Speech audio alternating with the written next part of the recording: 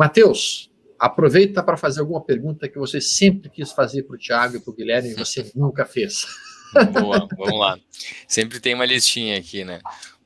Mas eu queria só complementar ali um pouco. A ideia de um FOF, né? Eu acho bastante interessante, né? Dado que, principalmente se o investidor, quando ele vai fazer uma alocação, como o senhor bem comentou, ele deveria... Dá um passo atrás, explica para as Claro, pessoas o que é um FOF, Matheus, porque algumas pessoas às vezes explico. podem não saber bem o que é um FOF. Outras coisas, se você tiver outras perguntas que vocês podem fazer, vocês podem entrar em contato pelo link aí embaixo, diretamente com um dos nossos assessores, para poder também ajudar vocês nisso daí, tá? Mas explica ao pessoal o que é um FOF. Claro. O FOF é um Fund of Funds, né? Então, na realidade, a gente está entregando recursos para um gestor que vai alocar em outros fundos de investimento, né? E aí, geralmente, esses fundos de investimento, ou esse gestor que é um alocador, né, ele vai colocar em fundos que tenham, vamos dizer assim, comportamentos distintos, né? Então, vou exemplificar aqui, né? Então, eu tenho um fundo que investe mais num formato sistemático, tem um fundo que é mais fundamentalista, tem um fundo que é long bias, enfim, várias classificações de fundos diferentes, vários perfis diferentes de gestor, né? E aí, assim, dentro de um único veículo, esse cliente, esse investidor, ele pode ter um fundo mais resiliente, né? Um fundo à prova aí de cisnes negros, vamos colocar assim. Então, a ideia de um Fund of Funds acaba sendo bastante interessante por isso, né?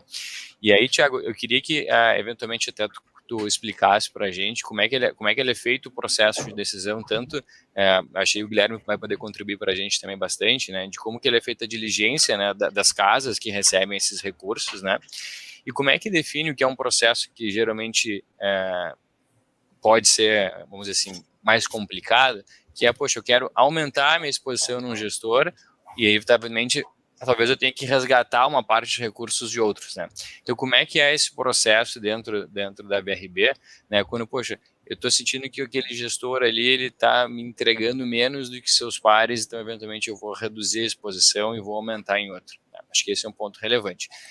E eu queria também acrescentar, se tu puder, Thiago, tu mencionou vários projetos bem legais, né, que vocês fizeram, que vocês apoiam, enfim.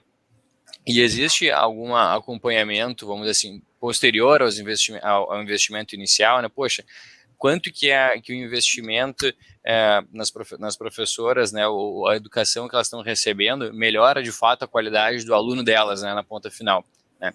Então, eu acho que esses KPIs, né, que a gente olha, né, pô, são super importantes para a gente entregar valor ao longo do tempo, né? Sem dúvida. Eu queria começar respondendo, nessa foram várias perguntas, dividir as respostas. Número um, quem faz a gestão dos FOFs VRB são os maiores family offices do Brasil. Então, até falar o nome deles, né? A UBS Consenso é o maior multi do país. A gente tem a Turim Family Office, que é o maior multi independente. A gente tem a Terra, que é o multi family office dos sócios do Pátria. A gente tem a XPA, do braço de gestão de fortunas da XP, e a BW, que é o Single Family Office da família Moreira Salles, cidadã pública, então a gente fica confortável em dizer. Então a gente tem esse grupo fazendo a gestão em conjunto.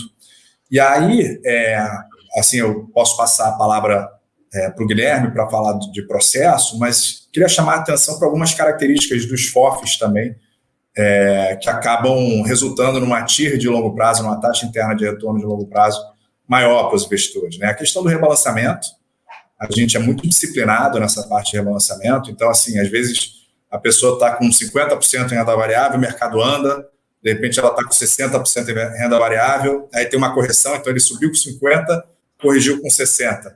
E quando, por outro lado, também é verdade, né? Às vezes você está com 50%, o mercado cai, vai para 40%, não tem estômago para aumentar, não tem caixa, muitas vezes, então tomou com 50% e subiu com 40%. Então, essa questão do rebalanceamento, ele é chave, e no rebalanceamento dentro de um FOF não paga imposto, né? O investidor, pessoa física, pagaria imposto.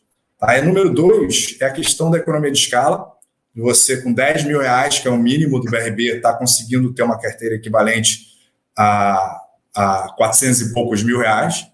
Tá? Então, assim, a gente consegue, através de um único veículo, dar a economia de escala para o investidor. E Guilherme, você quer falar sobre o processo?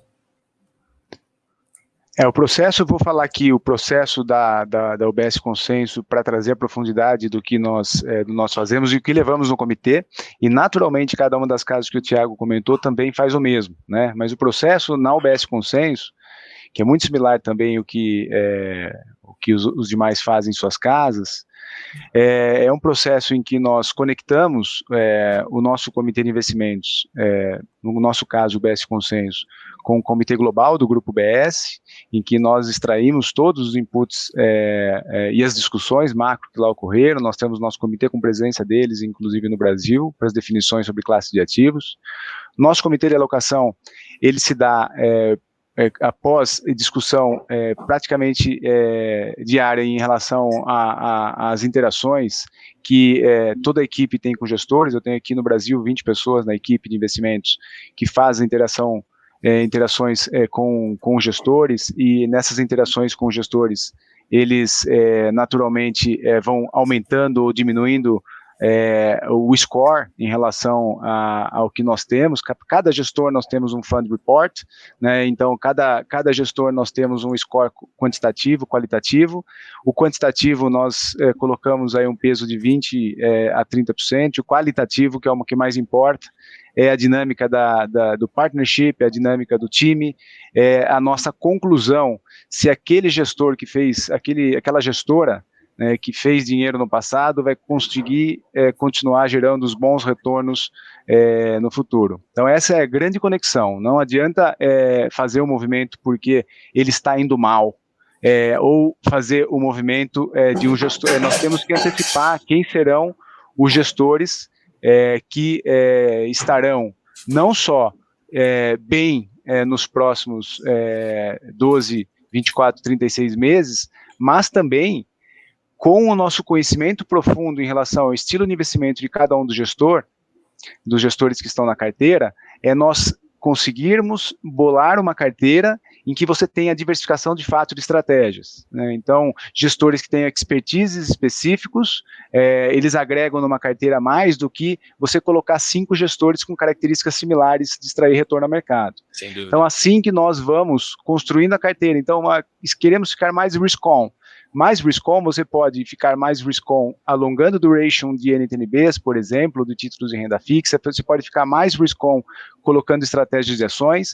Você pode colocar uma conotação de ter um risk-on, mas com a questão de evitar o tal do cisne negro, evitar o tail risk, que incluir, por exemplo, em estratégias de ações fundos com característica long biased, ou que tenham características de proteger dentro do mandato deles. Então, tem gestores de long bias de ações que costumam colocar proteções, sejam em moeda, seja em ouro, seja em taxas globais, para proteger de riscos, por exemplo, de inflação no mundo.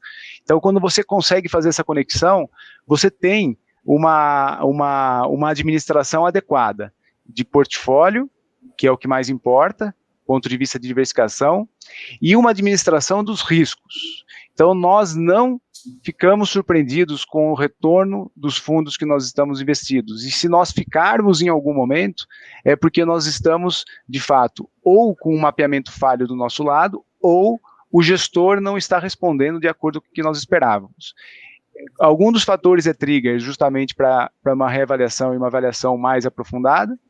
E aí é um trade relativo, né? Você tem 10 fundos na carteira, você tem um que está ganhando espaço, e aí você faz uma concorrência dos demais fundos da carteira. Perfeito. Não exagerar no número de fundos para que a concorrência sadia e saudável aconteça, de tal modo que um que entra e um que diminui não necessariamente faz com que esse que está diminuindo ou saindo, ele seja blacklist, mas que você tenha uma corrida, e uma corrida que faz muito sentido no ponto de vista de longo prazo. Então, a gestão, simplesmente a seleção de gestores, ela pode ser algo que pareça muito simples, mas quando você tem essa disciplina comentada pelo Thiago, mais a disciplina dos processos de investimento, e essa corrida até na minimização dos custos e a maximização da diversificação, você consegue uma relação retorno-risco melhor. E muita gente ignora a tal do retorno-risco, né? Muita gente, às vezes, pensa muito mais nas perspectivas de retorno, abrindo mão das métricas de risco, que aí, quando acontecem eventos mais extremos, como nós tivemos em março do ano passado e vários outros ao longo das décadas aí que nós administramos as crises que todos passamos aqui no Brasil e no exterior, a gente vê muito bem que a administração da diversificação e a administração dos riscos se paga, que o retorno, os retornos de longo prazo são compostos, né? Você subir 100%, depois que cair 50%, ou sobe 100% e você cai 50%, você sabe que tem uma administração muito ruim aí então minimizar drawdown é muito importante. O Matheus, só concluindo, respondendo a sua última pergunta sobre os projetos, sobre como a gente mensura, né, a gente tem duas formas de mensurar. Número 1 é a evolução da renda do jovem, e número 2 é a proficiência desses jovens. E tem também resultados esportivos, mas a gente dá um peso menor. E aí, pessoal, estou bem na área. Gostaram desse corte do almoço grátis? Bom, para ficar ligado em todos os episódios do programa, faça sua inscrição no canal da Liberta Investimentos aqui no YouTube. Assim você vai ser notificado sempre que houver um episódio novo, além de ficar por dentro de todos os conteúdos sobre o mercado financeiro que nós publicamos lá. Lembre-se, o conhecimento liberta.